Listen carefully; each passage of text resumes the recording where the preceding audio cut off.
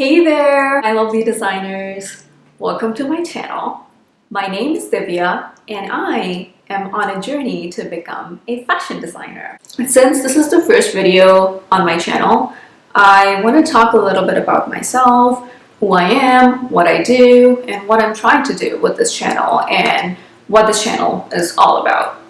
I am a computer science major and a software engineer by profession. But I have always been extremely interested in fashion design, and everything related to fashion, basically. So a couple months ago, I started learning about fashion design. And I started finding resources online, and there is so much great content and so many great resources online. There are so many incredible people out there who have made this content so easily accessible for people like me, and they have actually made it possible to become a fashion designer without going to school for it.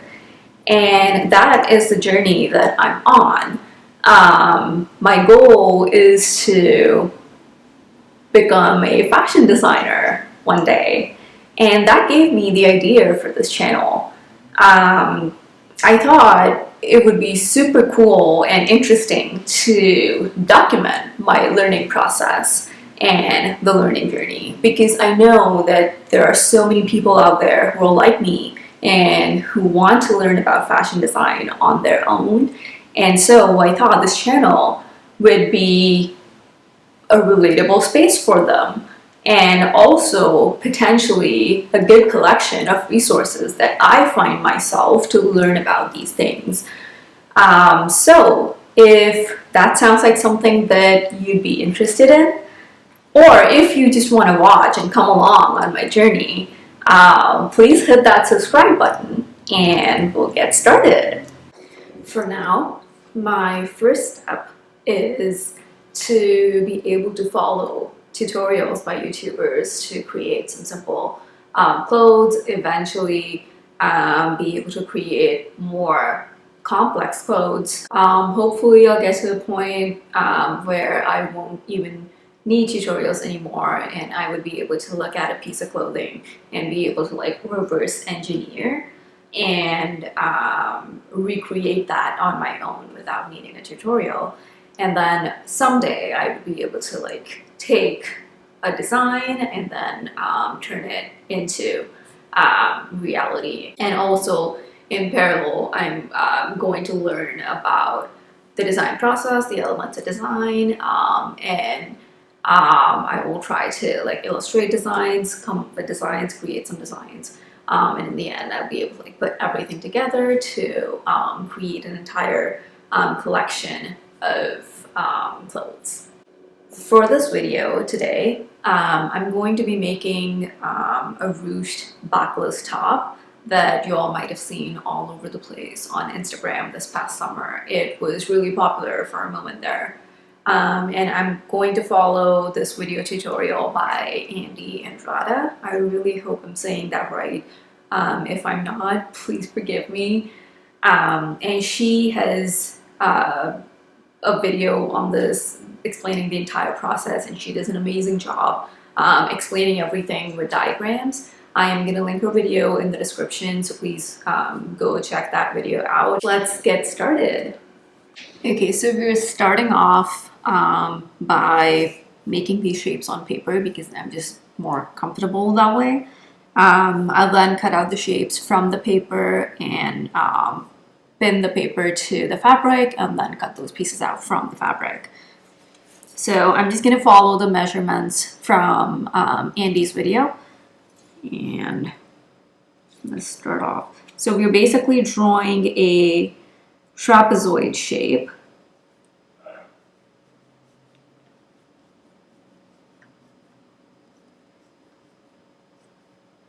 It's supposed to be 27 centimeter. Okay.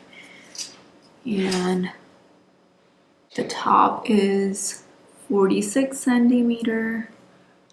Okay.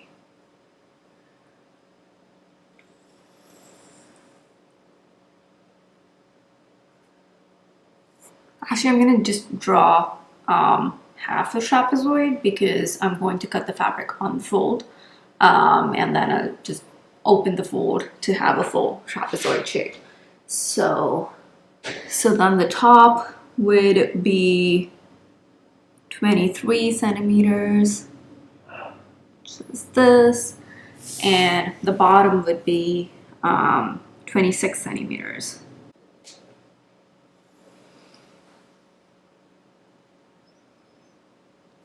I'm just gonna join these.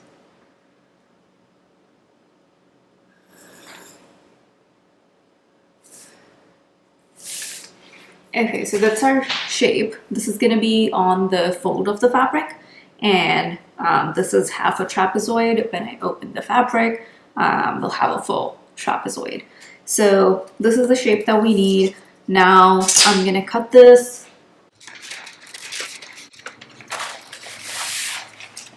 Okay, so here's our shape. This is gonna go on the fold of the fabric, so I'm just gonna mark it.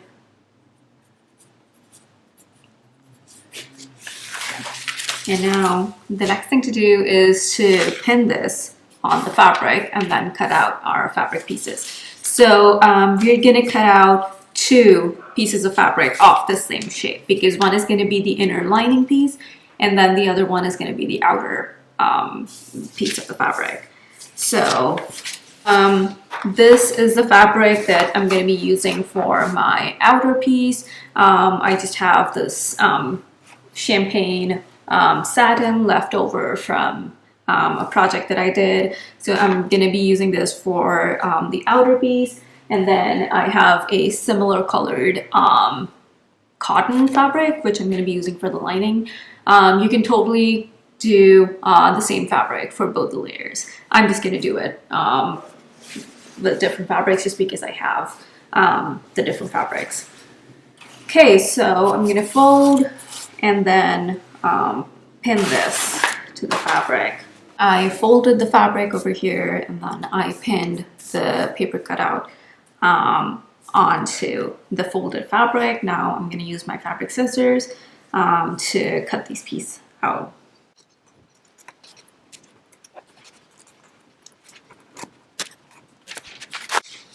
So here's the trapezoid piece I cut. It's not the cleanest cut ever, but I think it's okay, I can do. Now I'm gonna do the same thing with the lining fabric, cut out an exact same shape from the lining fabric, and I'll be back. Okay, so now we have 2 pieces of the same shape. This is my outer fabric, which is the satin, and this is my inner lining piece. The next thing that we have to do is to hem these sides of both the pieces. So now I'm going to go to my sewing machine and hem this side, this and this, and then come back.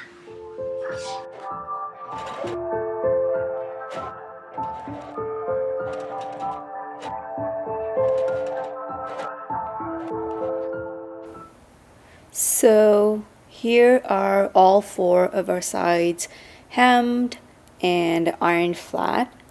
The next thing to do is to put both the pieces right sides together and sew the top and the bottom. We are still going to leave the sides open because we're going to flip it inside out through one of the sides.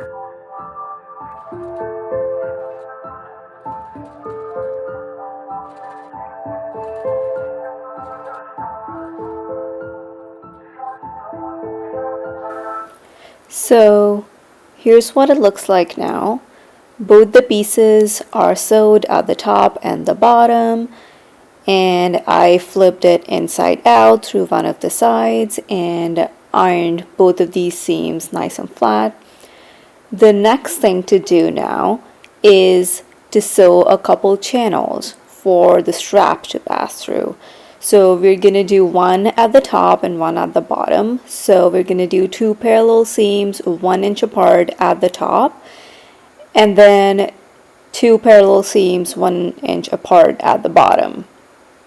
And then we're going to thread a strap through and we are gonna use the strap to do the ruching on the top and the bottom. So let's go sew the channels. Alright, the channels are done. There's one at the top and one at the bottom. Now what we need to do is to sew the sides shut. So the sides are open at this point and we need to sew them shut, but we need to leave the channels open because we need to thread the strap through. So I'm gonna go sew the sides shut, leaving the channels open, and then we're gonna thread the strap through. Okay, so we're on to our last and final step now, and that is making the straps. So you don't necessarily have to make the straps because if you have a ribbon laying around, you can just use the ribbon instead. But I want to try to make straps because it's going to be a good learning experience. So I'm going to make straps, but just in case that doesn't turn out very well, I do have ribbon for backup. So we'll see. In the original video, I think Andie uses 110 centimeters for the length of the strap, but I feel like I'm gonna need a longer strap, so I'm gonna do 200 centimeters instead, because if it's too long, you can always trim it, but if it's too short, then there's nothing you can do. So I'm gonna cut 200 centimeter long strips of fabric from this satin. And I think she said 2 centimeters wide, and that's what I'm gonna do. So I'm gonna start measuring. Okay, so here I have 300 centimeter long strips of fabric. Actually, like every single one of these is like 150 centimeters, and I'm gonna put these together to have 300 centimeter. I know I said 200 initially, but I thought it's better to have like a little bit more of error margin. So now the next step is to sew these two together, and then what I'm gonna do is I am gonna fold both the sides of these strips like so, and then fold this one more time, kind of like you do when you make bias tape. So I'm gonna do this, and then I'm gonna sew these together to make the strap. I have also seen another technique to make straps where people fold it once, right sides together, sew along the edge, and then flip it inside out.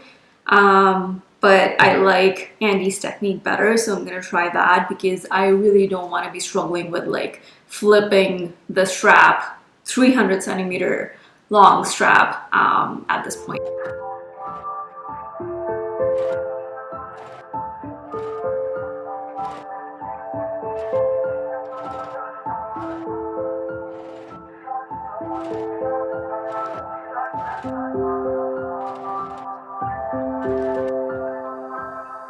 Okay, so I'm done making the strap. So we have a very long strap now, and this is our top.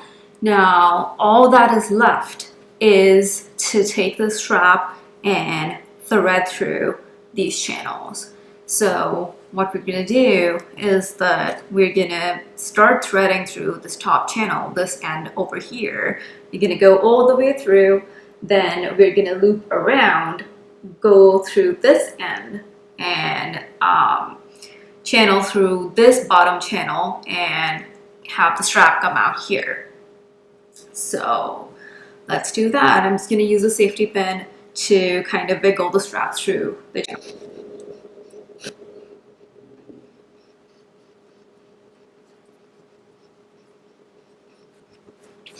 Now what we're going to do is we're going to take this end over here, put the safety pin on this end, and we're going to loop this around on this end and then thread this through the bottom channel.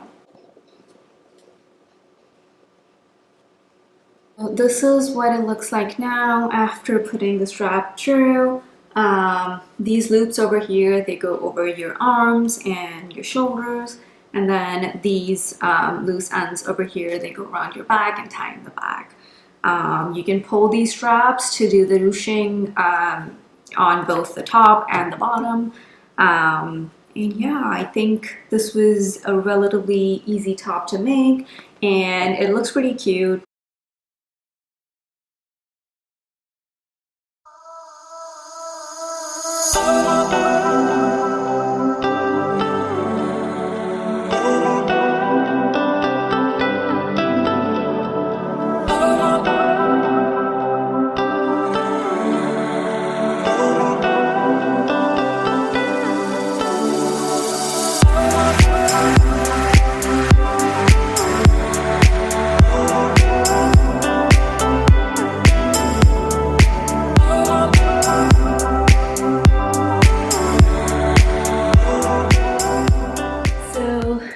This is what the top looks like on. I'm honestly really happy with how it turned out. And honestly, it was not a lot of work at all. Like, it took me about 2 to 3 hours, and that includes some struggle with my machine, some threads and things getting stuck, and so on. This was my very first time making straps, and I think this turned out pretty well. I do like this technique more. I thought that this was much easier and I was done with it a lot sooner. The only thing is that I really suck at cutting fabric, and I don't know why that is. So the two pieces of my fabric were like different sizes, like both of them. So when you're doing this, make sure that your fabric pieces are both the same size. And also, I think it would help to just cut out a little bit extra, because when you're new to sewing, it helps to have a bigger seam allowance so that you have like a slightly bigger margin for error. Other than that, I think when you're working with a fabric like satin, it slips a lot. So always pin your fabric, because otherwise this is going to slip and you'll end up with a little bit of slippage, which you can see right here. But apart from all this, I think this was a really great project, and with a really good ROI, because for the amount of time that I put in, I think I got a really pretty top, which I'm really happy with. So I would strongly encourage all of you to try this out. I'm actually going to make this in a different fabric too. I'm going to make this in all different colors, because it's so little effort and such a cute top. So I am really happy with this. And if you like this video, it would mean the world to me if you hit that like button, and if you leave a comment, just anything, like a comment of encouragement, it would really mean the world to me. Alright, thanks everyone for joining me today. I will see you in the next video. Bye!